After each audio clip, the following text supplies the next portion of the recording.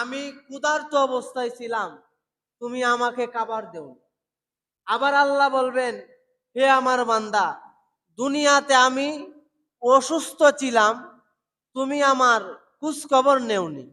আবার আল্লাহ বলবেন, হে দুনিয়ার মানুষ, দুনিয়াতে আমি অভাবগ্রস্ত ছিলাম, আমার সন্তানাদি গুলিকে নিয়ে সমাজে চলতে পারতাম না, কিন্তু তুমি আমাকে সাহায্য করছো।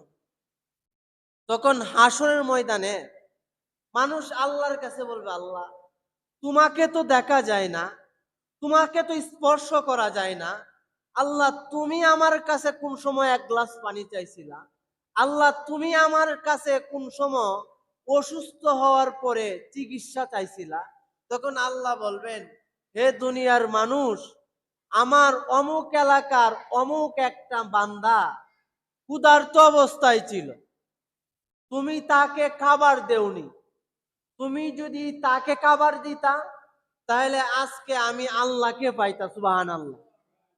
অর্থাৎ ওই লোকটা আমার বান্দা, যে লোকটা অসুস্থ অবস্থায় ছিল, তুমি যদি তার চিকিৎসা করতা, তাহলে স্বয়ং তুমি যেন আমি আল্লাহরই চিকিৎসা করলা। সুবহানাল্লাহ।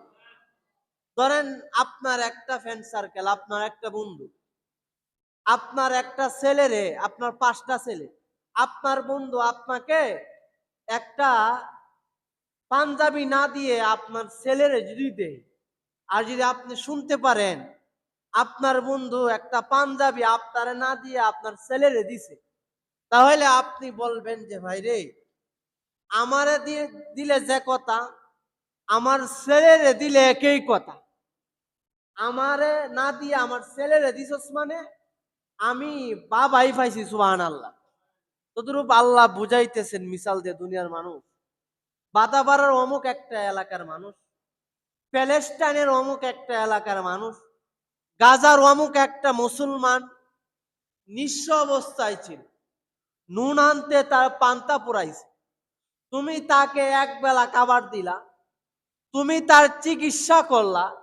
আল্লাহ বলেন, আমারে চিকিৎসা করলে যে পরিমাণ সওয়াব, আমারে খাবার দিলে যে পরিমাণ সওয়াব, আমি আমার বান্দারে খাবার দিলে মানে আমি আল্লাহরই খাবার দিলে। সুবহানাল্লাহ। আমার বান্দার চিকিৎসা করলে মানে আমি আল্লাহরই চিকিৎসা করলে। সুবহানাল্লাহ। এই জন্য আল্লাহর নবী সাল্লাল্লাহু আলাইহি ওয়াসাল্লাম উম্মতকে বুঝায়, উম্মত, চিন্তার কোনো কারণ নাই, পেরেশানির কোনো কারণ নাই। কারণ শয়তান আল্লাহর কাছে চ্যালেঞ্জ তুলে মারছে। কি চ্যালেঞ্জ? সুম্মা লাআতিয়ান্নাহুম মিন বাইনি আইদিহিম ওয়া মিন খালফিহিম ওয়া আন আইমানিহিম ওয়া আন শামাইলিহিম ওয়া লা তাজিদু আকসারাহুম শাকিরিন। আল্লাহ পাক রব্বুল আলামিন নবীকে সংবাদ দেন, হে আল্লাহর নবী, আপনার উম্মতকে সচেতন করেন। সুম্মা লাআতিয়ান্নাহুম মিন বাইনি আইদিহিম ওয়া মিন খালফিহিম ওয়া আন আইমানিহিম ওয়া আন শামাইলিহিম ওয়া লা তাজিদু আকসারাহুম শাকিরিন। আল্লাহর নবী সাল্লাল্লাহু আলাইহি ওয়াসাল্লামকে আল্লাহ বলেন, হে মুহাম্মদ, আপনার এই উম্মত গুলি রমজানের রোজা রাইকা আমলের পুটলাগুলি বাড়ি কইরা যখন রমজানের পরের মাস শাওয়াল মাস আসবে, তখন শয়তান ডানে আসবে, শয়তান বামে আসবে, আয়সা আপনার উম্মত গুলি রমজানে এই বিশাল বড় আমলের পুটলাগুলি নষ্ট করার জন্য, হে মুহাম্মদ, আপনার উম্মতের চতুর্দিক দিয়ে আসবে। আর আপনার উম্মত যদি শাওয়াল মাসে, রমজানের পরের মাস, এই শাওয়াল মাসে হাত উঠায় বলে, রব্বানা যালামনা আনফুসানা ওয়া ইল্লাম তাগফির লানা ওয়া তারহামনা লানাকুনান্না মিনাল খাসিরিন।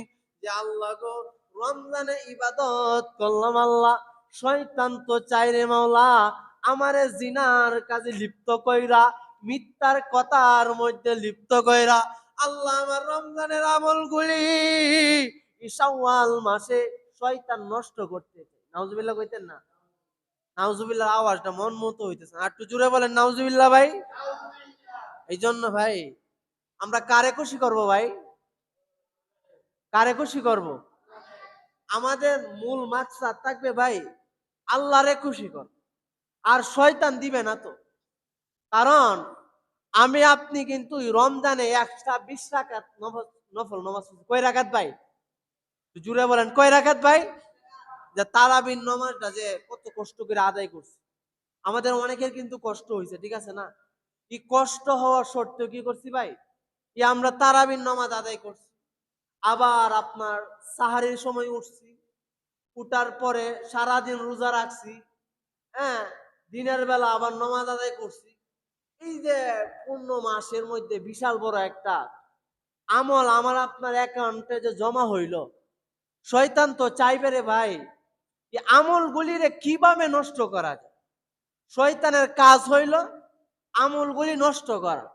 তো আল্লাহ পাক রব্বুল আলামিন তার নবীকে বুঝাইতেছিলেন, হে মুহাম্মদ, আপনার উম্মতকে বলেন এই রমজানের আমলগুলি যেন আপনার উম্মতগুলি নষ্ট না করে। এই রমজানে আপনার উম্মতগুলি নফল রোজা রাখছে, নফল নামাজ আদায় করছে।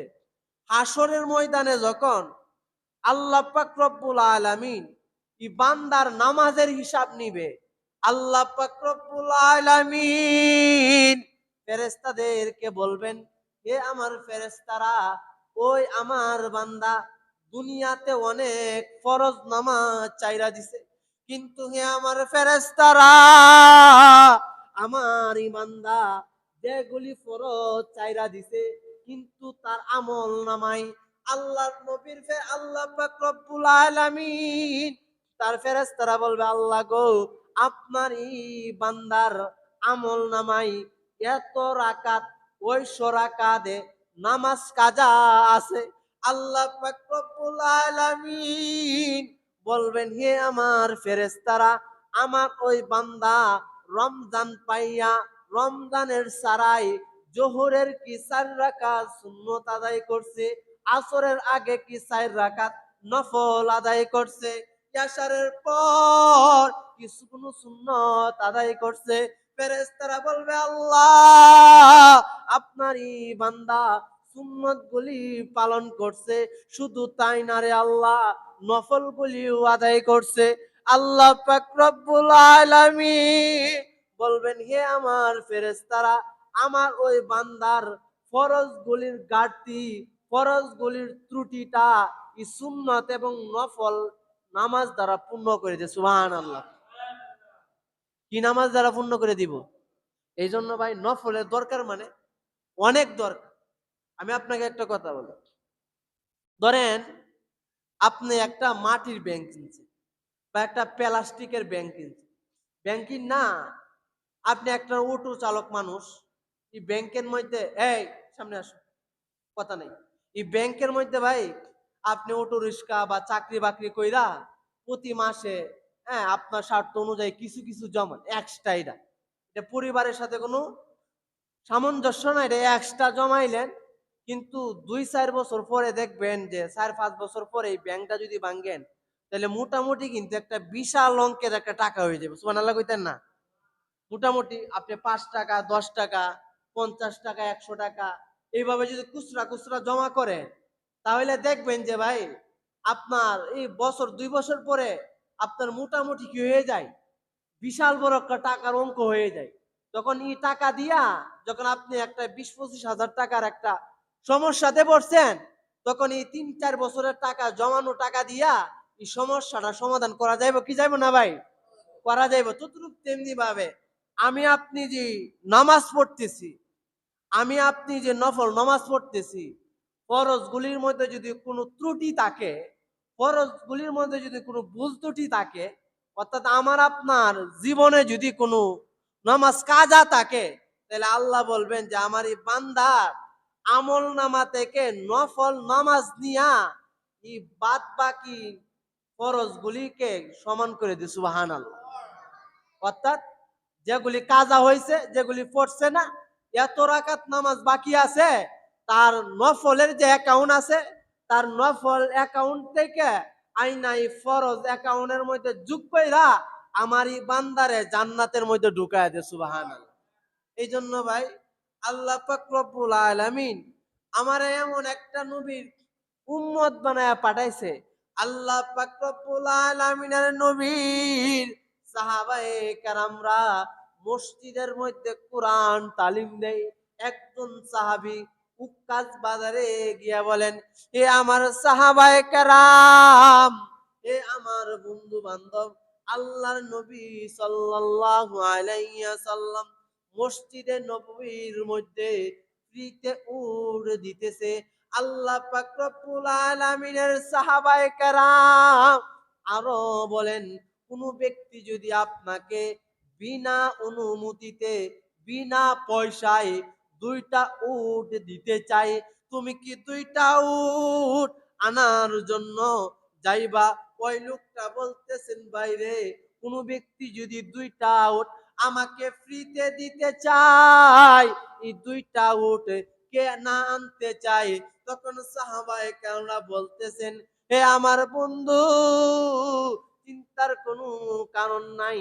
আপনি যদি উযু কইরা মসজিদে গিয়া কোরআনের 2টা লাইন কোরআনের 2টা লাইন মুখস্থ করেন, অথবা কোরআন শরীফের 2টা লাইন মুখস্থ করেন, অথবা 2টা লাইন কোরআনের বুঝেন, আল্লাহ বলেন আমার কোন বান্দা কোরআনের একটা লাইন পড়ার জন্য মেহনত করে, আল্লাহ পাক রব্বুল আলামিন একটা উট আল্লাহ রাস্তায় দান করলে যে পরিমাণ সওয়াব, আমার কোন বান্দা মসজিদে আইসা যদি একটা লাইন কোরআন শরীফ পড়ে, তাহলে একটা উটের সওয়াব তার আমলনামায় লিখে দিবে। সুবহানাল্লাহ।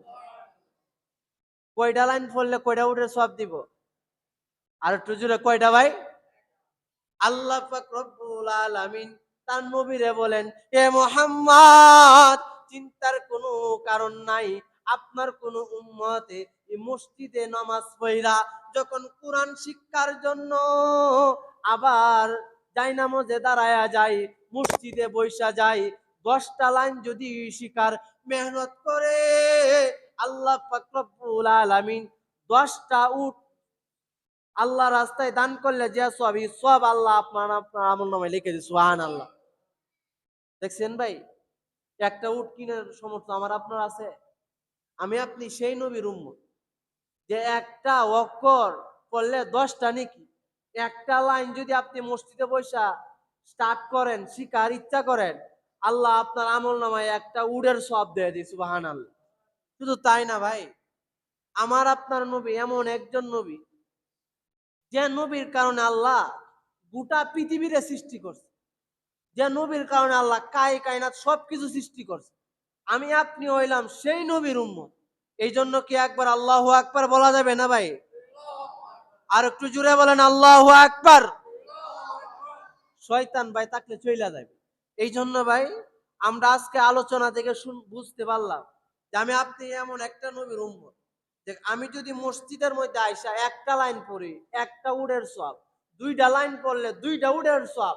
আবার কিতাবওয়ালা বলতেছেন কোন ব্যক্তি নফল নামাজ বেশি বেশি করবে, কারণ আপনি হাসরের ময়দানে যদি নামাজের জন্য আইটকা যান, তাহলে আল্লাহ আপনার আমল নামায় দেখবেন নফল নামাজ আছে কিনা। এই নফল নামাজ দিয়ে আল্লাহ আপনারা পার করে দিবে। সুবহানাল্লাহ। আর আল্লাহ বলতেছেন যে তোমার আশেপাশে যে সমস্ত মানুষ চলতে পারে না, তুমি তাদের যদি খোঁজ খবর নেও, আমি আল্লাহ খুশি হইয়া তোর পিছনের গুনাহ খাতা মাফ করে দিব। সুবহানাল্লাহ। তো মেরে মুহতারাম দোস্ত আর বুজুর্গ, আল্লাহ পাক রব্বুল আলামিন তার নবীকে বলেন, হে মুহাম্মদ, আমরা বলি সাল্লাল্লাহু আলাইহি ওয়াসাল্লাম, বলতেছেন হে মুহাম্মদ, আপনার এই উম্মতের বিশাল বড় আমলের পাহাড়গুলি নষ্ট করার জন্য শয়তান চতুর্দিক দিয়ে আসবে। আল্লাহর নবী উম্মত রে বলে, উম্মত রে, চিন্তার কোনো কারণ নাই, পেরেশানির কোনো কারণ নাই। রমজানের পরে এমন একটা মাস, এই মাসটার নাম হলো শাওয়াল মাস। কি মাস ভাই? আর একটু জুড়ে বলেন, কি মাস ভাই? রসুল কইতেছে এটা এমন একটা মাস এই মাসে যদি কোনো ব্যক্তি 6টা রোজা রাখে, কয়টা রোজা ভাই? যদি কোনো ব্যক্তি 6টা রোজা রাখে তাহলে সে যেন সারা বছর রোজা রাখার সব পায় গেল। সুবহানাল্লাহ। কয়টা রোজা রাখলে? আপনি 6টা রোজা একদিন পরেও রাখতে পারেন, 2 দিন পরেও রাখতে পারেন, 5 দিন পরেও রাখতে পারেন, টানাও রাখতে পারেন। এটা আপনার ব্যক্তিগত বিষয়। তাহলে শাওয়াল মাসে কয়টা রোজা রাখলে সারা বছরের সব হইব? কয়টা ভাই? আল্লাহর নবী সাল্লাল্লাহু আলাইহি ওয়াসাল্লামের কাছে একজন যুবক, মেয়েটার কথা মনে আছে নি ভাই? মনে আছে? কয়টা অপশন চাইছিল না? কয়টা ভাই? একটু জোরে, কয়টা অপশন চাইছিল ভাই? আল্লাহর নবী সাল্লাল্লাহু আলাইহি ওয়াসাল্লাম তার কাছে একটা যুবতী মেয়ে আইসা বলতেছেন, আল্লাহর নবী গো, আমি একটা যুবতী মেয়ে, আমার এই চরিত্রটা আমি অপাত্রে নষ্ট করি নাই, আমার এই যৌবন কাল আল্লাহর নবী আমি নষ্ট করি নাই। আল্লাহর নবী বলতেছেন, এ মহিলা রে, কেমন গুণের অধিকারী মেয়ে চাস? তখন ওই মহিলা বলতেছেন, আল্লাহর নবী গো, এমন একটা ছেলের কাছে আমাকে বিবাহ দিবেন যে ছেলেটা 3টা গুণে গুণান্বিত। কয়টা গুণে গুণান্বিত? আর একটু জুড়ে বলবো, কয়টা? কয়টা? আল্লাহর নবী সাল্লাল্লাহু আলাইহি ওয়াসাল্লাম মহিলাকে বলেন, হে মহিলা, কেমন 3টা গুণের ছেলের কাছে তুমি বিবাহ বসতে চাও? ওই মহিলা বলেন, আল্লাহর নবী গো, যে ছেলেটাকে আমার কাছে বিবাহ দিবেন 3 নাম্বারের 1 নাম্বার গুণ হইল ওই ছেলেটা সারা রাত্র দাঁড়ায়া তাহাজ্জুদের নামাজ পড়া লাগবে। আল্লাহু আকবার। আল্লাহর নবী আবার জিজ্ঞাসা করলেন, 2 নাম্বার কি অপশন? ওই মহিলা বলতেছেন, আল্লাহর নবী, ওই ছেলেটা প্রতিদিন 30 পারা কোরআন পড়া লাগবে। আল্লাহু আকবার। জুড়ে বলা যাইতো না, আল্লাহু আকবার। আল্লাহর নবী সাল্লাল্লাহু আলাইহি ওয়াসাল্লাম আবার জিজ্ঞাসা করলেন, 3 নাম্বার কি অপশন? ওই মহিলা বলতেছেন, আল্লাহর নবী, 3 নাম্বার অপশন হইল যে ছেলেটাকে আমার কাছে বিবাহ দিবেন ওই ছেলেটা সারা বছর নফল রোজা রাখা লাগবে। সুবহানাল্লাহ কইতেন না? আমি আপনি হইলে সম্ভব হইল? কি কইলেন ভাই? যে এই মহিলারে বিবাহ কইরাস সারা রাত্র জাগ্রত থাকা আর প্রতিদিন 30 পারা কোরআন আর দিনের বেলা সারা রাত, দিনের বেলা সারা দিন রোজা রাখা কিনা ভাই? সম্ভব না। আল্লাহর নবী সাল্লাল্লাহু আলাইহি ওয়াসাল্লাম ফজরের নামাজের পর মিম্বরের মধ্যে বৈশা সাহাবায়ে কেরামদেরকে বলেন, হে আমার সাহাবায়ে কেরাম, আমার কাছে একটা কুমারী মেয়ে আছে, নাদুস নুদুস চেহারা, ফুটফুটে সুন্দর। হে আমার সাহাবায়ে কেরাম, কে কে বিবাহ করতে চাও? সমস্ত সাহাবায়ে কেরাম দাঁড়ায় যায়, লাব্বাইক ইয়া রাসূলুল্লাহ, হে আল্লাহর নবী, আমি তৈয়ার আছি। আল্লাহর নবী সাল্লাল্লাহু আলাইহি ওয়াসাল্লাম সাহাবীদেরকে বলেন, হে সাহাবায়ে কেরাম, ওই মহিলাকে যদি বিবাহ করতে চাও কয়টা গুণ লাগবে ভাই? বলতেছেন যে 3টা গুণ লাগবে। সাহাবায়ে কেরামরা বলতেছেন, হে আল্লাহর নবী, কি 3টা গুণ লাগবে? আল্লাহর নবী বলতেছেন, 1 নাম্বার গুণ হইল সারা রাত্র তাহাজ্জুদের নামাজ পড়া লাগবে। আল্লাহু আকবার। কিছু সাহাবায়ে কেরাম বৈশা গেছে, বলতেছে ওই মহিলারে বিবাহ কইরা সারা রাত্র তাহাজ্জুদ পড়া আমার পক্ষে সম্ভব। তখন আবার বলতেছেন রাসূল, 2 নাম্বার গুণ হইল ওই মহিলারা যদি বিবাহ করতে চাও প্রতিদিন 30 পারা কোরআন পড়া লাগবে। সুবহানাল্লাহ বাড়িতে। তখন আরো কিছু সাহাবায়ে কেরামরা বসে গেছে, ওই মহিলারে বিবাহ করে সারাদিন প্রতিদিন 30 পারা কোরআন আমার পক্ষে সম্ভব না। তো রাসূল বলতেছে 3 নাম্বার অপশন, মহিলারা যদি বিবাহ করতে চাও তে সারা বছর নফল রোজা রাখা লাগবে। সুবহানাল্লাহ। বলতেছে সাহাবায়ে কেরামরা, এমন মহিলারে বিবাহ কইরা সারা দিন সারা দিন উপবাস থাকা আমার পক্ষে সম্ভব। সাহাবায়ে কেরাম যখন বইসা যায়, একজন সাহাবী দাঁড়ায়া থাকেন, আল্লাহর নবীরে বলেন, হে আল্লাহর নবী গো, এক নাম্বার গুণ হইল সারা রাত্র তাহাজ্জুদের নামাজ পড়া, দুই নাম্বার গুণ হইল প্রতিদিন 30 পারা কোরআন পড়া, তিন নাম্বার গুণ আল্লাহর নবী সারা বছর নফল রোজা রাখা। এগুলি আমার পক্ষে সম্ভব, কাজে আমি ওই মহিলাকে বিবাহ করতে চাই। আল্লাহু আকবার। তখন ওই সাহাবী যখন রাজি হয়ে যায়, তখন আল্লাহর নবী সাল্লাল্লাহু আলাইহি ওয়াসাল্লাম ওই মহিলাকে ওই বুজুর্গ সাহাবীর কাছে বিবাহ দিয়ে দিই। সুবহানাল্লাহ। তো ভাই, বিবাহ দেওয়ার পরে তো আরেক আজীব কারবার। যখন বিবাহ দিয়া দিছে, বিবাহর কয়েকদিন পরে বিবি ভাবছে যে সারা রাত্র তাহাজ্জুদ পড়বে। এই যে আশার নামাজ জামাতের সাথে পড়ে, পড়ে আবার একটা গুণ দিয়ে আবার ফজরের পরে, তাহলে এক নম্বর গুণ তার ভিতরে কি হয়ে পাওয়া গেল না? পাওয়া গেল? এক নম্বর গুণ পাওয়া গেল না। দুই নাম্বার গুণ ছিল প্রতিদিন 30 পারা কোরআন পড়া। এই যে আপনার দিনের বেলা কাজে গেছে, আবার বিকাল বেলা আসলো, কোরআন শরীফ ধরলো না, তার ভিতরে দুই নাম্বার গুণ পাওয়া গেছে ভাই? একটু জুড়ে বলেন, পাওয়া গেছে? তো ভাই, তাহলে দুইটাও পাওয়া, দুই নাম্বারটাও পাওয়া গেল না। তিন নাম্বার, দিনের বেলা কি রাখে না ভাই? কি রাখা ভাই? রোজা রাখা। দিনের বেলা ওই সাহাবী 3 বেলা পেট ভরে খাইছে, রোজা রাখছে? রোজা রাখছে না। তাহলে তিনটার কোন একটা পাওয়া গেছে ভাই? পরের দিন আল্লাহর নবী সাল্লাল্লাহু আলাইহি ওয়াসাল্লাম তার কাছে গিয়া অভিযোগ দিলেন, হে আল্লাহর নবী, কেমন ছেলের কাছে আমাকে বিবাহ দিলেন, যে তিনটা গুণ আল্লাহর নবী আপনি বলছিলেন তার ভিতরে একটা গুণও পাওয়া গেছে না। সুবহানাল্লাহ কইতেন না? যখন আল্লাহর নবী সাল্লাল্লাহু আলাইহি ওয়াসাল্লাম ওই সাহাবীকে ডাকাইলেন, হে আমার সাহাবী, তুমি তো কথার মধ্যে নয়চই করলা না, তোমার ভিতরে তো সাহাবীরে একটা গুণ পাওয়া যায় না, তোমার বিবি আমার কাছে অভিযোগ দিল। তখন আল্লাহর নবী সাল্লাল্লাহু আলাইহি ওয়াসাল্লাম বলতেছেন, আল্লাহর নবী গো, আমার ভিতরে তিনটা গুণে আছে। সুবহানাল্লাহ। আল্লাহর নবীর সাহাবী বলতেছেন, আল্লাহর নবী গো, আমার কাছে তিনটা গুণ আছে। ওই মহিলা বলতেছে, না আল্লাহর নবী, তার কাছে একটা গুণেও নাই।